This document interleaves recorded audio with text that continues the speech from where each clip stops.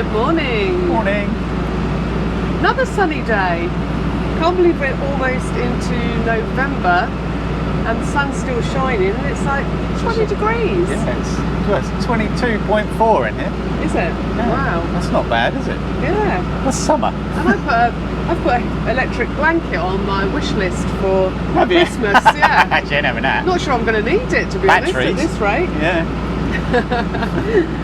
So, not a massive cruise today, just a short cruise today. But we've had some requests to do a video about mooring on the Thames.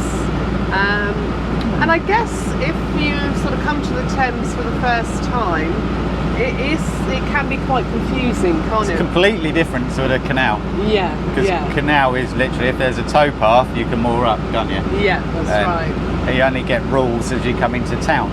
Yeah. Whereas the Thames, no.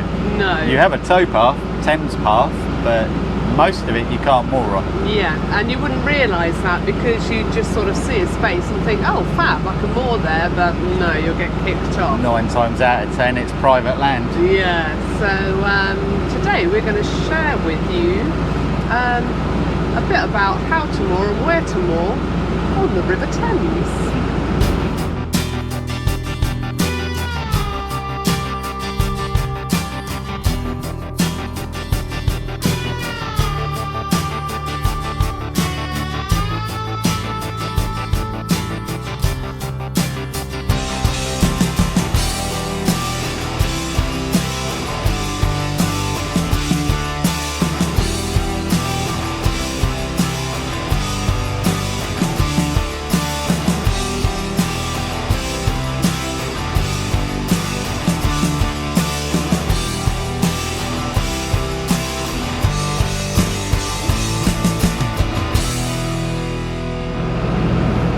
So currently, to this side, we just had a discussion whether it was port or starboard.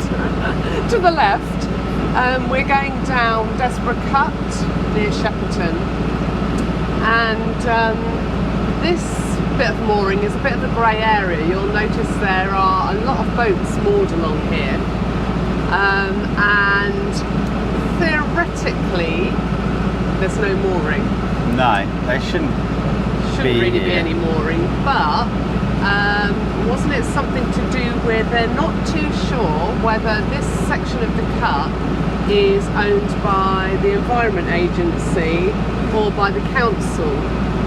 So what you will find on the Thames is sometimes when there's little grey areas like that, people take advantage of it and moor there, which you can't blame them, to be perfectly honest, because if both council and EA are both saying, well, it's not our lookout, and they're saying you sort it out, no, you sort it out, and then get some free mooring, you know. Well, fair play to them, really. They've been here over a year. Yeah. There's boats we know that have been here for a year, and they live aboard, and nobody's moved them and nobody's put a sticker on them. No. Because the authorities are all blaming each other, and now they seem to have just forgotten about it. Yeah, so, I mean, you know, you cannot blame them for mooring there, and I think if we were living aboard, I think we'd join them, to be perfectly honest. Why not, you know?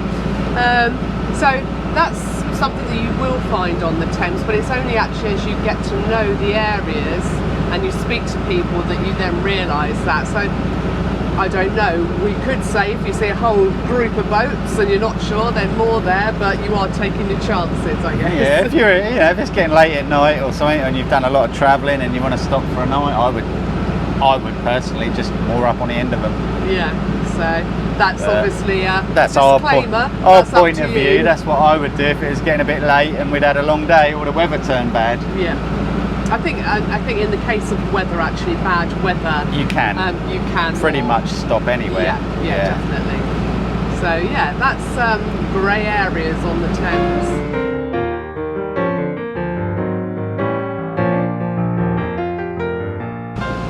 So this is still part of the cut, and as I said, this is a grey area, and some rowers going past. But I mean, it's a nice bit of mooring.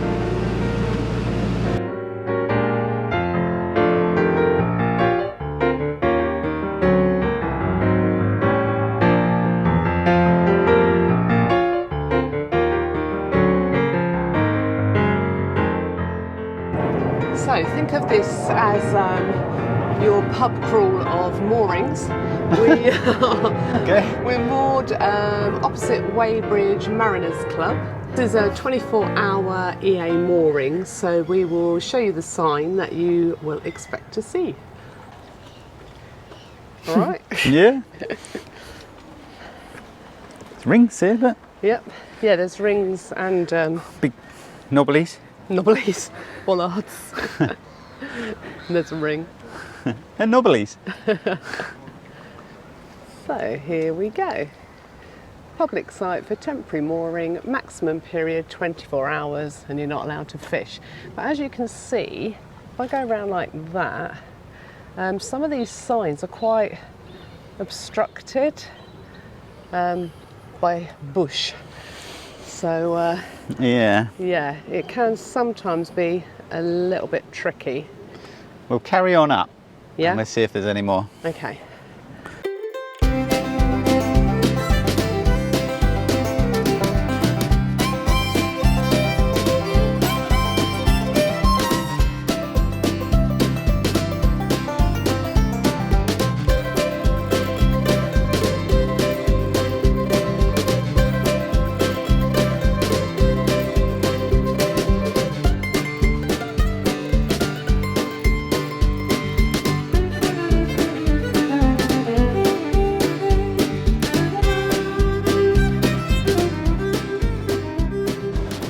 Actually quite bad because that's the only sign.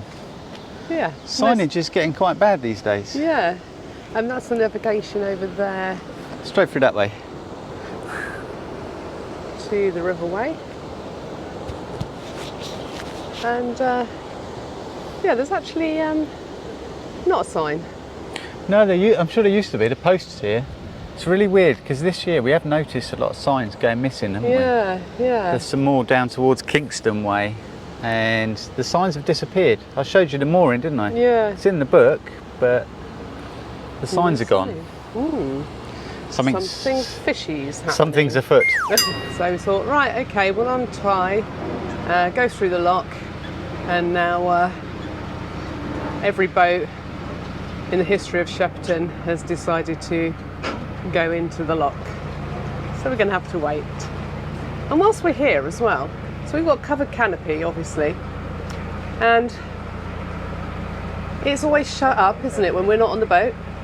And we have found evidence of bird activity, namely poop, on our seat. That must have been a mighty small bird that got in there. And got out again. Yeah, weird.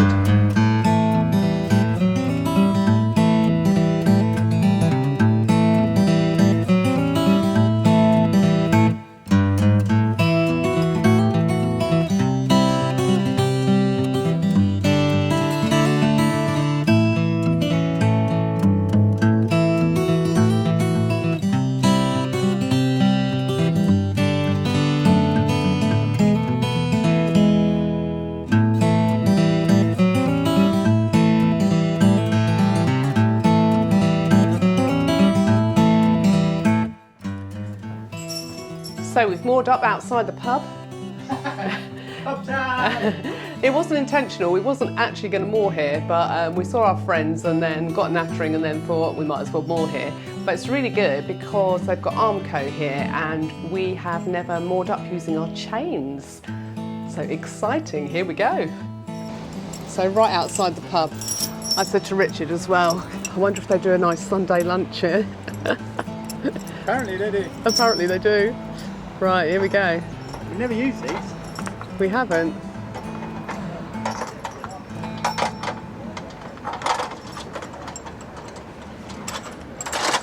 Ta-da!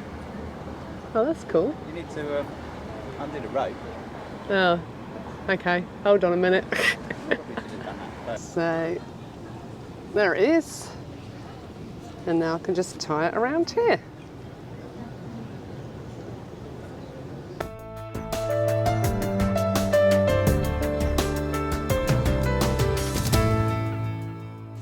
So, as we said, we're moored outside Thames Court Pub, the pub, and we might have booked in for a cheeky little Sunday lunch tomorrow. I'm get ready. And this is a council mooring, so this is 24 hours for free, but then you do have to move on.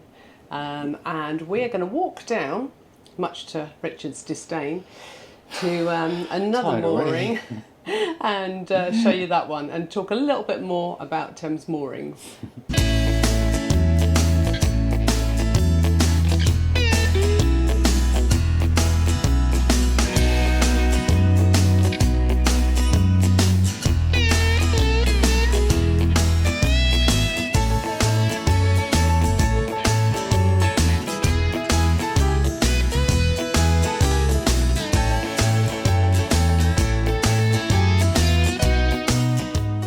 So we've just stopped. We're walking up Thames Pass, which does go along most of the Thames, not all of the Thames. And we've just stopped because we're opposite Pharaoh's Island, which is a little island, and there's lots of residents. So we'll show you. So across there is the little jetty where they get on and off the little boats to get onto the island. I'll zoom back out again. And we come over here. Are there little tenders, I guess, to get back and forth from the island? And just in the distance there is a visitor's bell, and this is the residents' car parking. So there's not a great deal of car parking. Yeah, and the bins. They've got a lot of bins, but you can't park. And then carries on up that way.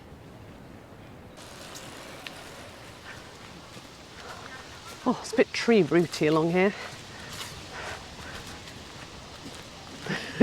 I bet you haven't encountered a single root, have you? It's me that's tripping over. It's because I'm trying to film at the same time. No roots, no branches, nothing. It's like, what root?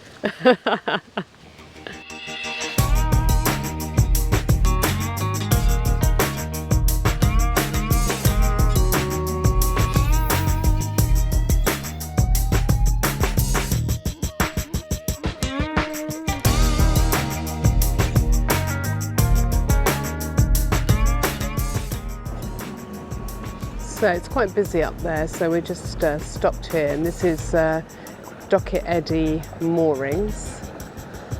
So these moorings, Docket Eddy, are also council moorings, so they're also 24 hours. Yeah, and you can't come back within no return 48. within, is it 48? Yeah. Yeah, so you can't spend a night here, go down to the next one and come back again. No, so there's quite a few 24-hour moorings, and you'll see the signs. So in some ways it gets a bit easier to moor as you go further up the Thames, because you pay for moorings. I say easier in terms of you can stay for longer. So you can on the paid, some of the paid ones. It's in the summer it's 5 nights. Yeah, that's right. But then obviously they get busy in the summer. But this time of year, if there were no lock closures, I mean, like places like Windsor, you could stay as long as you wanted, really, couldn't you? Yeah, yeah. And we just had a discussion. We're not in agreement at the moment. We think Richard thinks most of them are still about £10 a night. I thought we paid more than that. I thought we paid 14 somewhere. So let's say between £10 and £14 a night. £12 at Hobbs's. Right. Okay. Or Henley. Yeah, but if we'd stayed in the town moorings, it's £10. Yeah. And yeah, I mean these moorings are marked in the Book of Lies. They are. But you sort of just have to get out and about, and then you find out where you can moor. Well, we've noticed, because there are some moorings further down, and last year I saw the signs for them, and they're marked in the book. This year the signs have disappeared, and they're the EA signs. Strange. But I don't know what's going on there. And No. the same as Laleham. Yeah. Signs have disappeared there. They have, yeah. Which is weird. Yeah. So I know some people come off the canals and find the Thames really difficult to moor at. And yeah, it's not as easy as a canal, but there are still lots of moorings. You just have to get to know the river and get to know where they are, really. As a visitor, you would have to speak to all the visitor moorings in the book. Yeah, definitely. Yeah. Helicopter. Swings and roundabouts. It's also important to say that there are some places such as Hampton Court and Kingston that you can moor for free for the first night, for the first 24 hours, and then pay nightly after that. Oh, so we're back. Oh. It is so warm today. I really should have taken my jumper off. I feel like it's 100 degrees. 22. Yeah. It's nice though. It is really lovely. It's like a tropical breeze. You just don't know what to wear, and then you go for a walk. And whew. Anyway, last thing to say about mooring is lock landings. So theoretically you can't moor on a lock landing, but there are some locks that have sort of, they've got like the extended landings, isn't it? So ones with really long lock landings. That if it's getting later on in the day, if you speak to the lock keeper, they will let you actually moor on the lock landing. Yeah, some of them actually got signs up, haven't they? They have. Mooring available. Yeah, I mean, yeah, there are some where the lock landings are really, really short, so you probably wouldn't be able to. But we got caught out, didn't we? Not summer just gone, summer before. We'd been travelling for hours, hadn't we? And it started pelting with rain, and we were just so tired. And the lock keeper said to us, "Oh, you know, if you want to stop." We were like, did we ask him? Did we? Yeah, I shouted to him, "Where's the nearest mooring?" Because we'd done, right. and he went, "Just there." Yeah. It's like, "How much?" He's like, "£10." I'll take it. Yeah. Here's my money. So waving my money at him, saying yes. That was an absolute godsend. So mooring on the Thames. Once you know it, it's pretty easy, but I guess it does take a little bit of getting used to. And as a visitor to the Thames, you could possibly feel it's a bit unfriendly because there's a lot of no mooring signs. It's all private land, so yeah, that's the thing. People, you know, own properties all the way along the Thames, but there are plenty. You just have to do your research. And we booked a table at the pub for tomorrow. Yum, yum, yum, yum. Had to be done, really. And we're going to say goodbye there. Tonight. No, I'm not hungry. I had too many Pringles. Do like a Pringle. The lasagna I bought. And give us that little boopy thumbs up if you liked it. I've lost the plot now. Hit all those dingly danglies down the bottom, and we'll see you next time. Bye.